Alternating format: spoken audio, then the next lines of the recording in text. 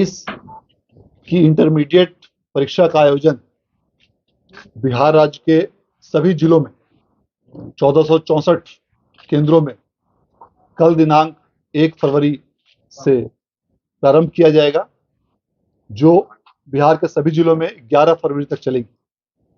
इस परीक्षा में कुल 13,18,227 परीक्षार्थियों ने फॉर्म भरा है, जिसमें से 6,36,432 छात्राएं और 6,81,795 छात्र सम्मिलित होंगे। प्रत्येक वर्ष की भांति इस वर्ष भी परीक्षा का आयोजन पूरी तरह कड़ाई के साथ, जीरो टॉलरेंस के साथ में स्वच्छ और कदाचार रहित तरीके से कराने हेतु सभी प्रकार की आवश्यक कार्रवाइयां बिहार विद्यालय परीक्षा समिति के स्तर से की गई है और सभी जिलों के जिला पदाधिकारियों, पुलिस अधीक्षकों, प्रमंडलों के प्रमंडलीय आयुक्तों, पुलिस महानिरीक्षक, उप महानिरीक्षक के साथ बैठक आयोजित कर सभी लोगों को इस संबंध में विस्तृत दिशा निर्देश निर्गत किए गए। सभी जिलों में पर्याप्त संख्या में जोनल, सुपर जोनल और सब जोनल दंडाधिकारियों की प्रतिनियुक्ति की गई है और सभी केंद्रों पर पुलिस फोर्स और मजिस्ट्रेट्स की तैनाती की गई है। सभी परीक्षा केंद्रों पर 200 मीटर के अंदर धारा 144 प्रख्यापित की गई है सभी जिलों में, जहां किसी भी प्रकार के अनधिकृत रूप से व्यक्ति का प्रवेश वर्जित रहेगा।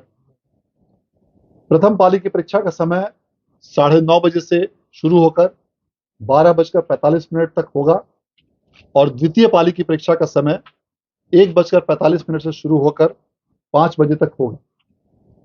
सभी परीक्षार्थियों को यह निर्देश दिया गया है विभिन्न माध्यमों से, एडमिट कार्ड के माध्यमों से और अखबारों में विज्ञप्ति के माध्यम से, कि परीक्षा प्रारंभ होने के 10 मिनट पूर्व तक ही किसी भी परीक्षार्थी को परीक्षा केंद्र में प्रवेश की अनुमति दी जाएगी।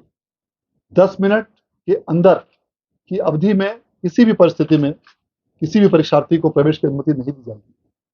ऐसा देखा गया है कि पूर्व के वर्षों में कभी कभी कुछ परीक्षार्थी पहले दिन अपेक्षाकृत विलंब से पहुंचते हैं, इसीलिए यह सभी लोगों को अखबारों में विज्ञप्ति के माध्यम से यह सुझाव दिया गया है कि यथासंभव परीक्षा प्रारंभ होने के कम से कम आधा घंटा पहले परीक्षा केंद्रों पर पहुंचना सुनिश्चित करें, ताकि ट्रैफिक जाम या किसी भी अन्य कारण से या परीक्षा सेंटर खोजने में जो परेशानी होती हो, उस कारण से किसी की भी परीक्षा नहीं छूटे। इसके लिए बहुत ही आवश्यक है कि कम से कम आधा घंटा पहले परीक्षा केंद्रों पर सभी परीक्षार्थी पहुंचना सुनिश्चित करें और किसी भी परिस्थिति में 10 मिनट पहले तक ही प्रवेश दिया जाएगा, उसके बाद किसी को प्रवेश नहीं दिया जाएगा। प्रकार के इलेक्ट्रॉनिक गैजेट्स का उपयोग पूरी तरह से प्रतिबंधित किया गया है और यदि कोई भी परीक्षार्थी परीक्षा केंद्र में इन गैजेट्स के साथ में पाया जाता है तो न सिर्फ उसको निष्कासित किया जाएगा, बल्कि वैसे परीक्षार्थी के विरुद्ध प्राथमिकी दर्ज कर उनके विरुद्ध में कानूनी कार्रवाई की जाएगी, उनको गिरफ्तार भी किया जाएगा और उनको अन्य कानूनी कार्रवाई भी, जुर्माना सहित उनके विरुद्ध में कार्रवाई की जाएगी। सिर्फ सुई वाली घड़ी, मैकेनिकल वॉच, उसी की अनुमति दी गई है। किसी भी प्रकार के electronic watch, smart watch, magnetic watch, इन सबों की अनुमति पूरी तरह से निषिद्ध की गई है, प्रतिबंधित किया गया है।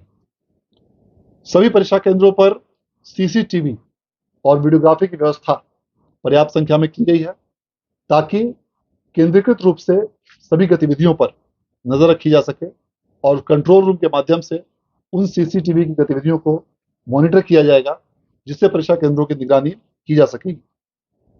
सभी प्रश्नों में 10 क्वेश्चन सेट्स तैयार रहेंगे, सेट नंबर ए से लेकर सेट नंबर जे तक, ताकि किसी भी परीक्षा कक्ष में विद्यार्थियों को सेट ए से लेकर सेट जे तक 10 सेट प्राप्त होंगे और उसके अनुसार ही विद्यार्थियों के बैठने की व्यवस्था को भी रैंडमाइज किया जाएगा।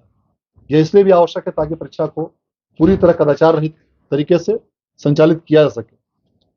सभी जिलों में 4 आदर्श परीक्षा केंद्रों की स्थापना भी की गई है और उसके साथ साथ ही सभी 13,18,227 विद्यार्थियों के प्रत्येक विषय के कॉपीज को इंडिविजुअली परीक्षार्थियों के फोटो के साथ प्रिंट किया गया है और सभी विषयों के लिए परीक्षार्थियों को यूनिक व्यवस्था के अंतर्गत उनको उनके फोटोग्राफ्स के साथ में कॉपी दी जाएगी।